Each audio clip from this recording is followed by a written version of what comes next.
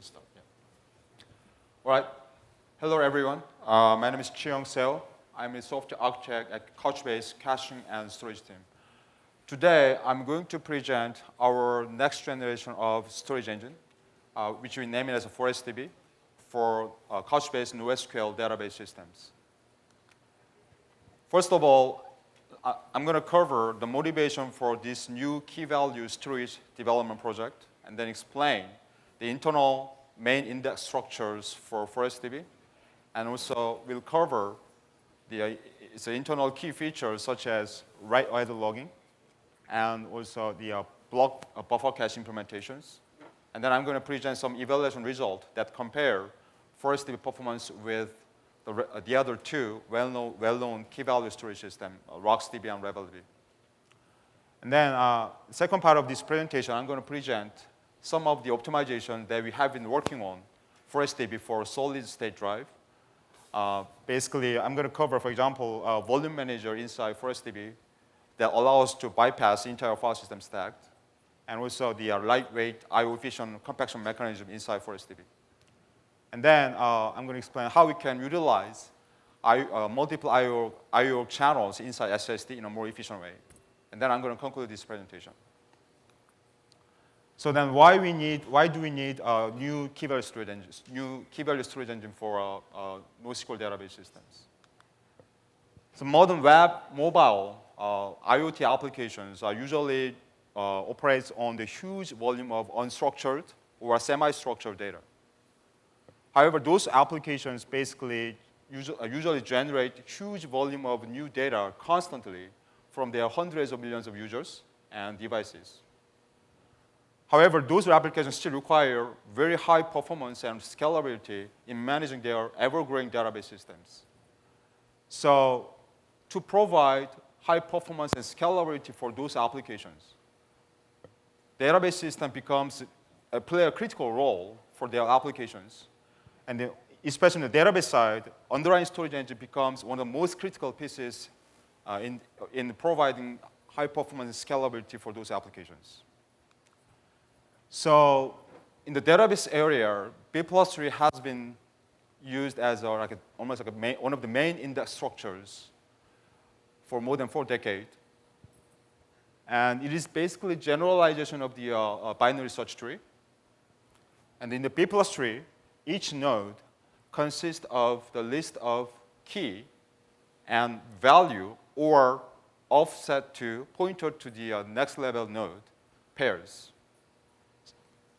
This diagram shows the high-level view of the general B+Tree structures. So there are two types of node. There are two types of node in the B+Tree. The first type is an index node, which maintain the list of key and pointer to the next level index node pairs. The second type is a leaf node. Leaf node basically maintain the list of key value pairs, which is basically generated, loaded from the applications. And those leaf nodes, those leaf nodes are linked together to support the sorted order on the keys from application. So in the B+Tree, index node has to maintain the subset of entire key strings to support the fast traversal on the index node. But one of the biggest limitations, the typical B+Tree implementation is that as we insert more and more data with relatively long length keys, the depth of B+Tree will increase. Because in the B+Tree, we still need to store the subset of the new keys, entire key strings in the index node. So depth of the B+Tree will increase as well. Consequently, the I/O operation overhead to retrieve the given key value pair will increase as well, because you have to traverse more index node. So to address those kind of limitations in typical B+Tree, several variants of the B+Tree has been proposed by major companies, such as RebelDB from Google, RocksDB from the Facebook. These level-driven RocksDBs are based on the logo-structured merge tree.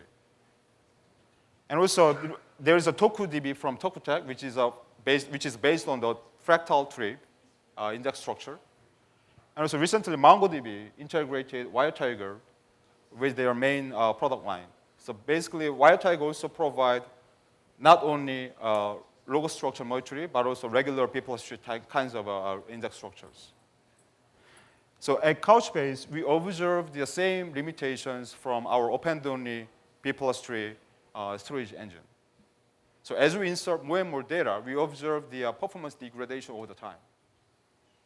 So our goal for this project is to support fast, scalable index structures for variable or fixed length long keys. Long key means usually it's not like 8 bytes, 16 bytes. It's usually at least more than 32 through even 1 kilobytes of keys.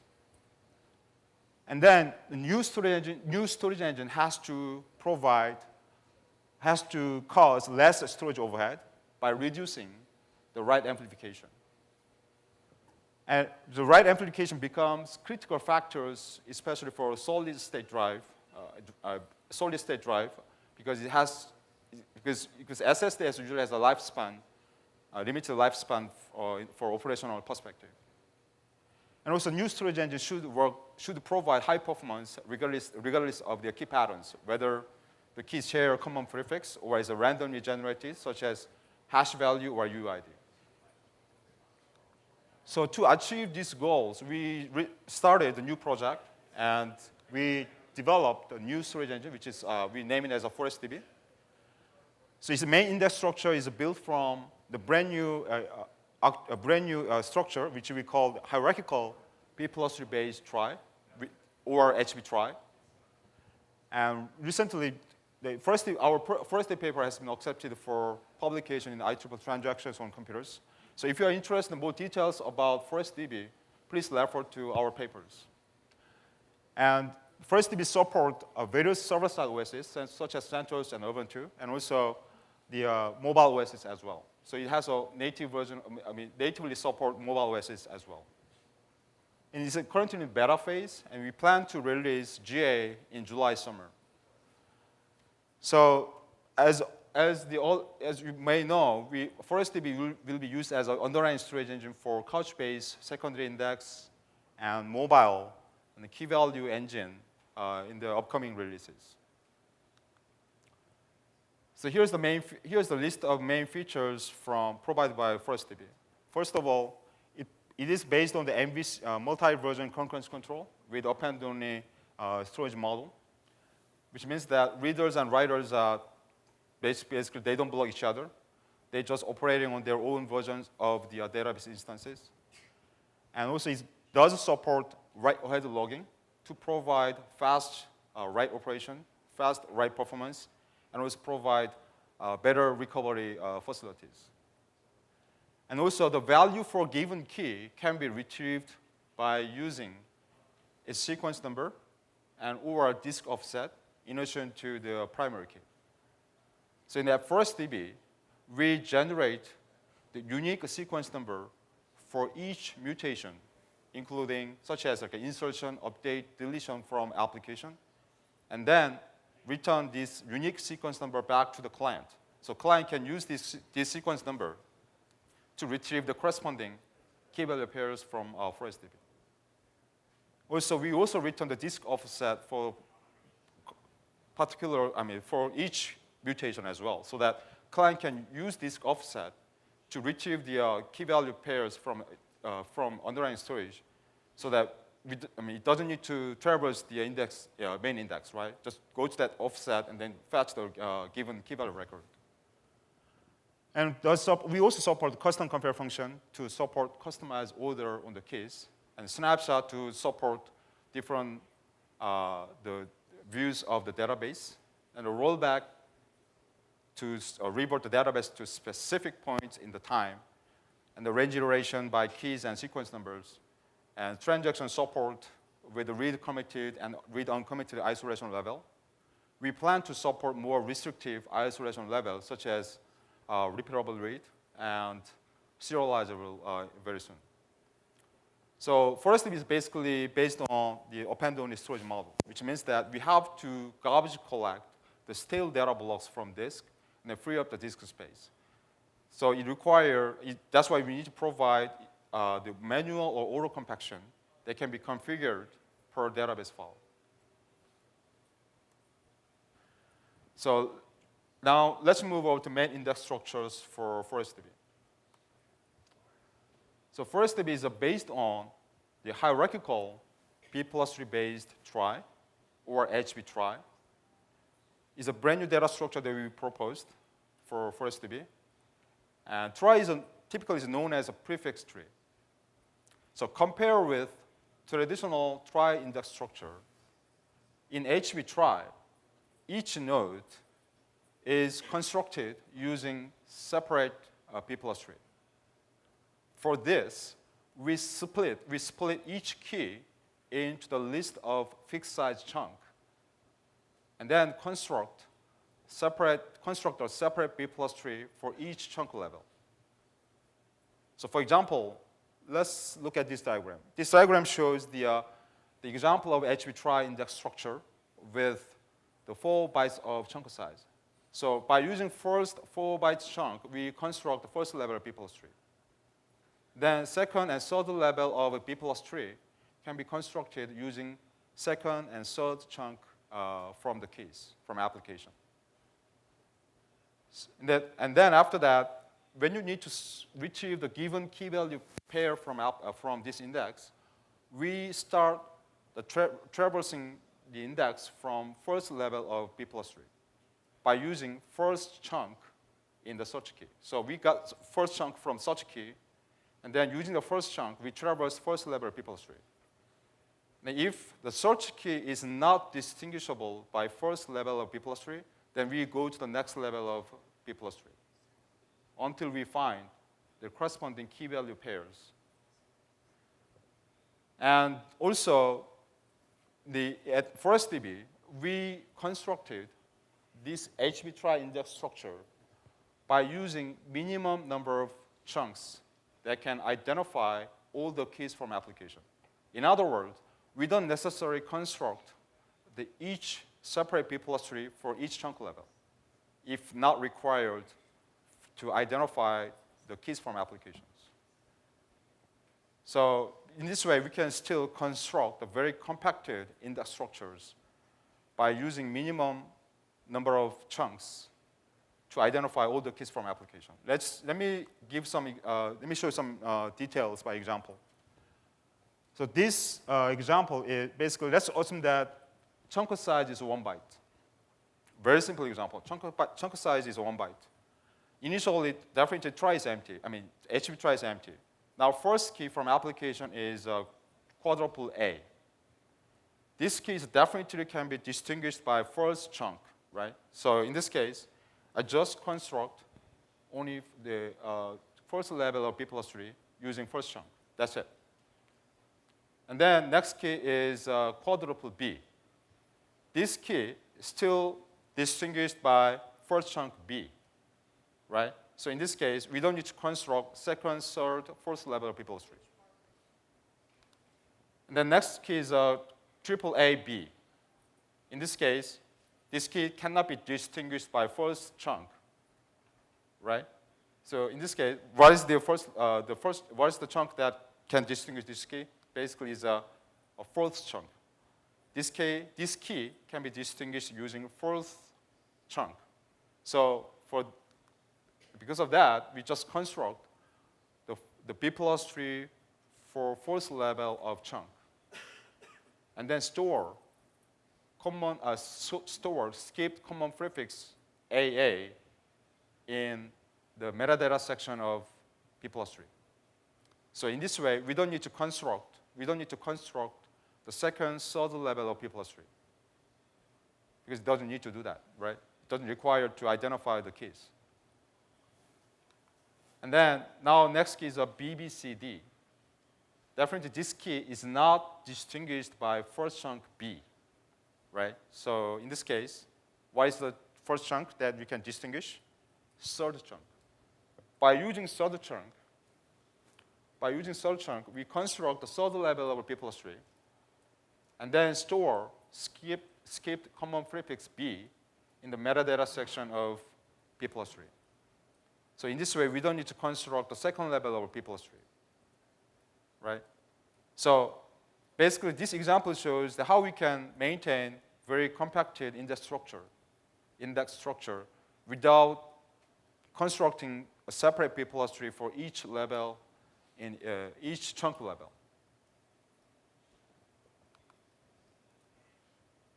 So the main benefit of the HB Trie is space reduction, but also can provide faster I/O performance compared with traditional B+Tree. For example, this diagram shows the list of keys that are randomly generated in a uniform manner. So for example, UID or hash value. Let's assume that the chunk size is 4 byte. Then most of the keys can be distinguished by first level of B+Tree. We don't need to construct second, third, first level of a B+Tree. Just using first 4 byte, most of the keys can be indexed by our first level of B+Tree. So basically, it reduces the space overhead, but also it can provide faster retrieval for read-write operation. At first, we maintain two index structures. First one is the HB Trie that I explained before, using primary key from application. The second types of index is a sequence B+Tree. So as I mentioned earlier, we generate unique sequence number for each mutation from application, and then return that sequence number back to application. So to support key value retrieval using sequence number, we need to construct the sequence number B+Tree inside ForestDB so that we can support several ways of retrieving key value pairs in addition to primary key-based retrieval.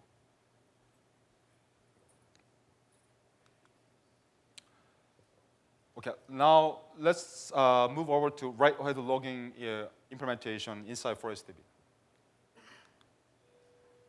So write-ahead logging, basically, we implemented write-ahead logging inside ForestDB to maximize write throughput by just appending incoming updates into the file. It also allows us to reduce or avoid the main index update overhead for each batch commit operation. So basically, the idea is that while we are receiving the mutation from application, let's just keep appending those mutations into the file, and then maintain their offset in memory. So for this, we need to maintain two different kinds of wall index in memory. First one is an ID index, which maintain mappings of primary keys and their disk offset. The second one is a sequence index, which maintain mappings of sequence numbers and the offset of their corresponding key value pairs. But you can imagine that as we insert more and more data, this in-memory wall size will grow, right? So at some point, you have to reflect those wall entries into the main index, which is HB Trie. So basically, the idea is that we want to keep accumulating incoming updates and appending them into the file, and then just keep maintaining the offset until we reach the threshold. At that point, we just reflect all those wall entries into the main index, so that we don't need to update the main index for every single batch commit. Right? It will reduce the write amplification too, right? So then when we receive the key retrieval request, just read request from application, then we first of all look up the wall index, and then if there is a corresponding wall entries, then just get offset, read from disk using that offset, and return the value back to the application. Otherwise, traverse HB Trie or a sequence B+Tree to get the to retrieve the corresponding key value pairs. And then let me explain the block cache implementation inside ForestDB. The block cache, ForestDB basically has its own buffer cache layer, which sits between main index and the database file on the file system. The reason is that by having its own buffer cache, we can implement various advanced cache management algorithms. One of the algorithms that we implemented is to give higher priorities to index node than data pages. Why does that matter? Why does that matter? Because we want to cache more index node than data pages to support the faster traversal on the main index. So by having its own buffer cache, it provides more flexible cache management than OS page cache.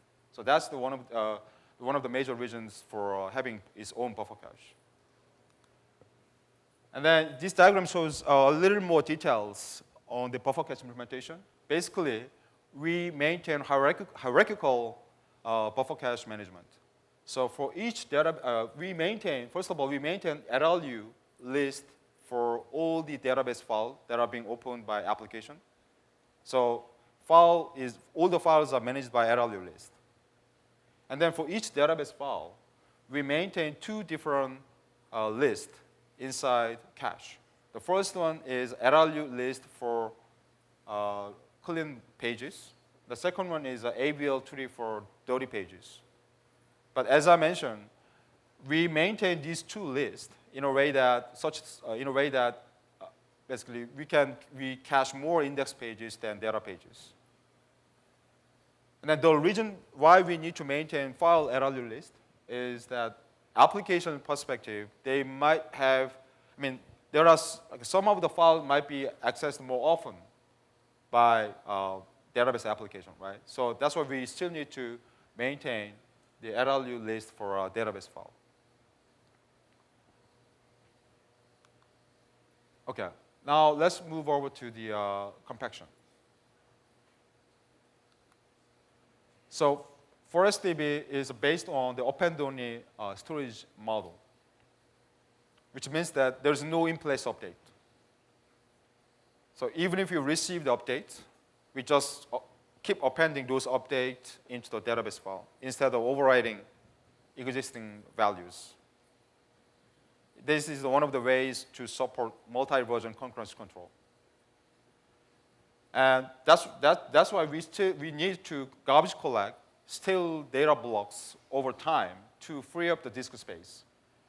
For this, we provide several ways of doing compactions. The first approach is a manual compaction, which is executed by invoking the public compaction API manually from application. So application can monitor fragmentation ratio of the database file. First, they provide fragmentation ratios through public API. Then application can decide when to compact. The second compaction approach is a daemon compaction, which is basically inside ForestDB, we have a single daemon thread that periodically monitor the fragmentation ratio of each database file being opened, and then run the compaction if the fragmentation ratio for the database file goes beyond the threshold from application, given by application. So application can still specify fragmentation ratio for each database file, and then daemon thread will monitor the fragmentation ratio, and then runs the compaction if the fragmentation ratio goes beyond the threshold. And also recently we added a new compaction API that allows the application to retain the stale data up to specific the snapshot marker. In other words, after compaction is completed, the newly compacted file still contains some stale data blocks. So in this way, even after the compaction, readers can still access all the snapshots if they want. So they can pass whenever they want to do compaction. The application can specify, oh, please compact up to this point because I still need to access some of the stale pages. That gives more flexibilities for applications. Obviously, compactor thread can interleave with writer thread, which means that they don't block each other. So they are just running at the same time. And definitely there are some there are some impact on the writer thread performance, but we are actively working on to mitigating the performance impact from compactor activities. So now let me move over to the evaluation sections. So we evaluated, for evaluation, we used 64-bit machine running CentOS OS with Intel CPU and 32 GB RAM. And it has a SSD drive. And the data that we loaded has 32 bytes of key length and 1 kilobytes of the value size on average. And we loaded 100 million items into the ForestDB. So which means that logical data size is around 100 gigabytes, which is 3x greater than physical RAM size. We did compare ForestDB performance with the other two well-known key-value storage engines, which are RebelDB and RocksDB. RebelDB and RocksDB they are all log-structured merge tree, and RocksDBs are fork from RebelDB, and then they added the RocksDB developers added a bunch of optimization to the original RebelDB. So this is a time. Now we measure the time spent for initial loading. So basically here, as you can see, ForestDB spent much less time than the other two key-value stores. The interesting part is that the RocksDB and RebelDB spend significant portion of the time in merging their logo files, because they have to merge those logo files to support sorted order on the keys after initial load. So merging time was significant in their use case. We also measure the amount of disk write during initial load. Because of the very compacted index structure and the wall logging, we observe 4x less write overhead than the other two key-value stores. After initial loading, we compared read-only performance by increasing the number of threads reader threads from 1 to 8. And as you can see, ForestDB still provide a better read throughput than the other two key-value engines. This is the write performance. So write-only performance, basically, we increased the batch size, write batch size from 1 to 256. It means that basically, batch size means that every time I write this number of items, I do commit. That is a batch size, right? So as batch size increase, we observe the much wider performance gap between these among those key-value stores. And we measure write amplification too. So write amplification means the ratio of the disk writes to the logical data size from application.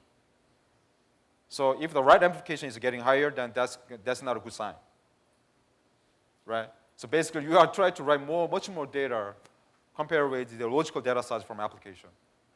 So we also increase the number of batch size from 1 to 256. And ForestDB still has a much less write amplification too. And this is a mixed workload, which has interleaving, which interleave single writer with multiple readers from 1 to 8. And this is basically, we also measure the write throughput and the reader throughput. And we still observe better throughput than the other two the other two key-value stores. So, but I'm not saying that we are always better. So basically, what I'm saying is that some use cases reveal to be faster than us. Even though I didn't show it in this slide, but the case is that, yeah. So the case is that, for example, if your entire data set is fitting into memory, then RevelDB is faster than us. So they are utilize memory more efficient way than us. If your entire data set is fitting into memory. Now, so, okay, I have around 10 minutes left, so let me finish within 5 minutes, and then I'll get Q&A. So now let me move over to the optimizations that we have been working on for ForestDB for SSD drive. SSD becomes much more prevalent in the major data centers nowadays. We expect after 2 years from now, majority of the data centers will already move over to the SSD. It could be a NVMe, or it could be a SATA, or a flash array, whatever.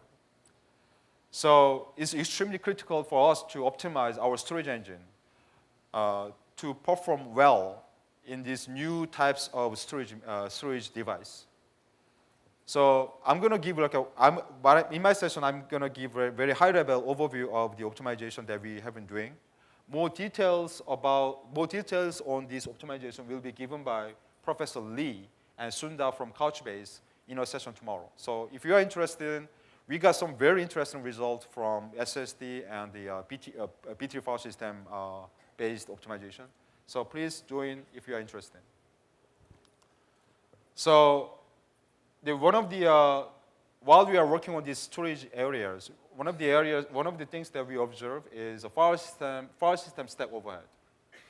So modern file system was originally designed for slow disk, like a spinning disk, right? So internally it has a lot of layers, metadata update overhead, page cache, which are shared among user level processes. So these file system stack basically prevent us from utilizing SS drive much more efficient way.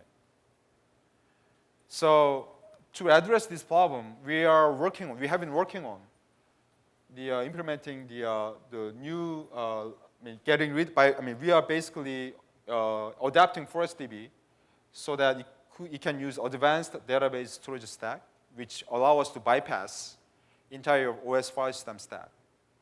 For this, we are currently implementing the volume manager inside ForestDB.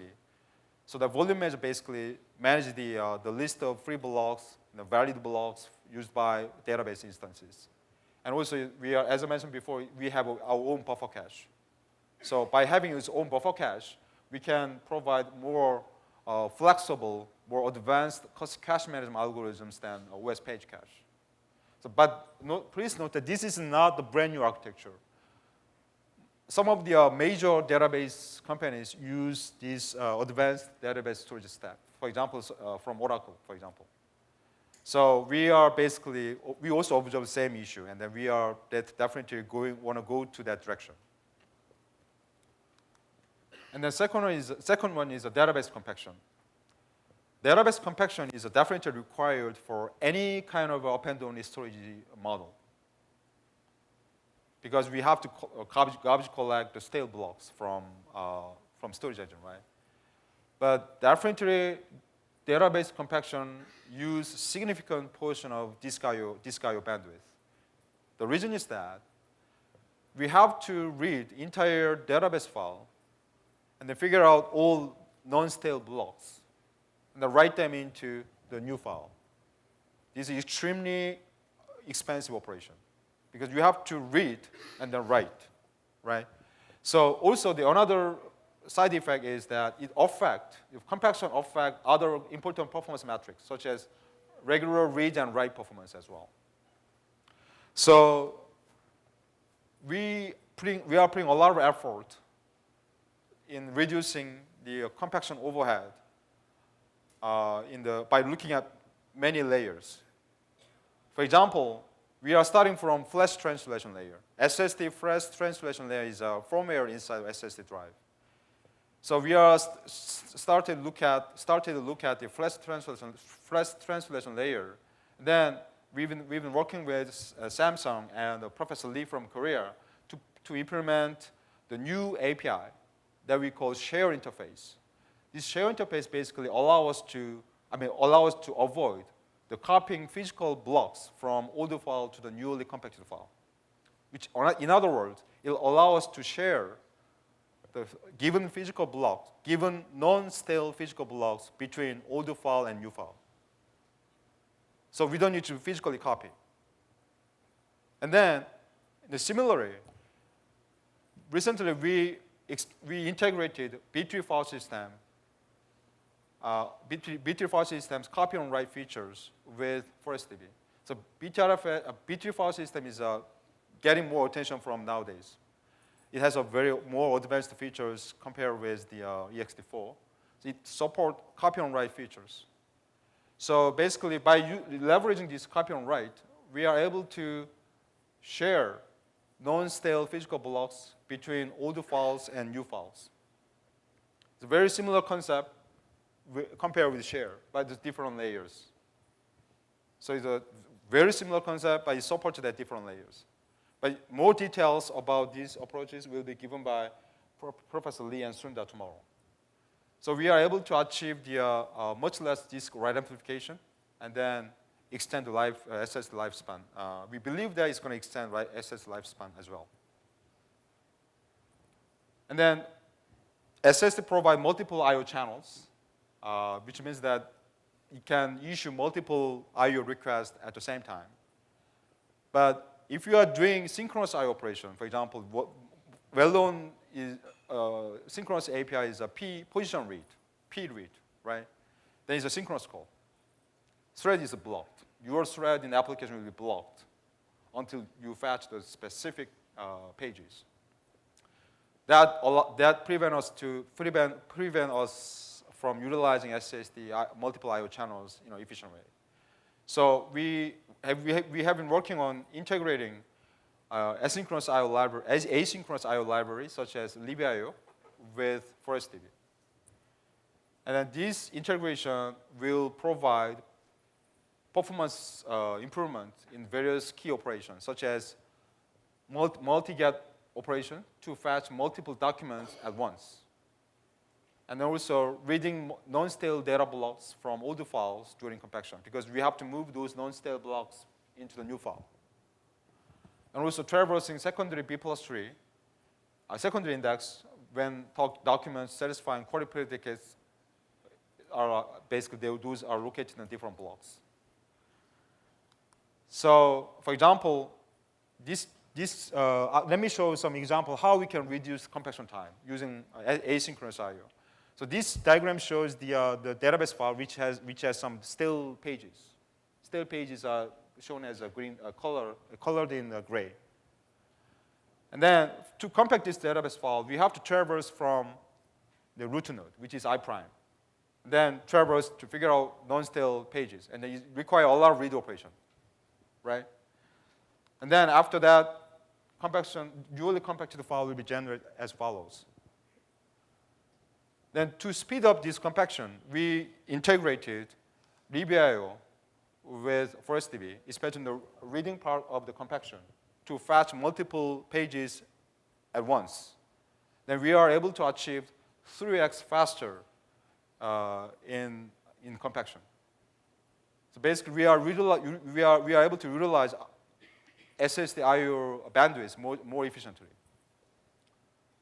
Also, more details about this kind of optimization will be given in the session tomorrow. It's going to be very, very interesting. So please join it if you are interested.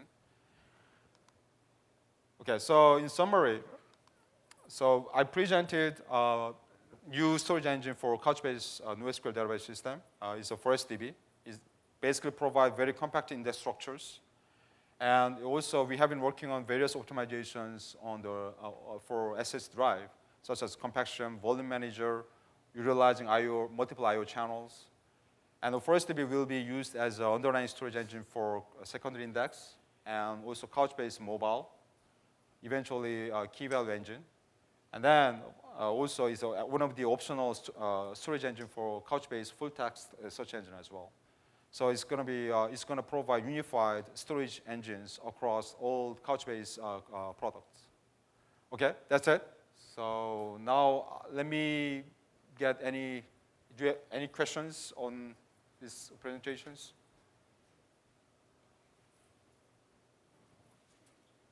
Okay, yeah.